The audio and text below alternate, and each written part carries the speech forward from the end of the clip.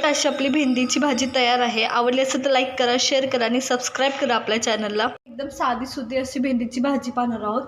तर त्यासाठी मी इथं तेल गरम करून घेतलं आहे। तेल एकदम व्यवस्थित माझं गरम झालेलं आहे। त्या टायमाला आपण जिरे ॲड करतो। व्यवस्थित फुलल्यानंतर आपण थोडंसं हळद, त्याच्यानंतर थोडंसं लाल तिखट, त्याच्यानंतर थोडंसं धनेपूड।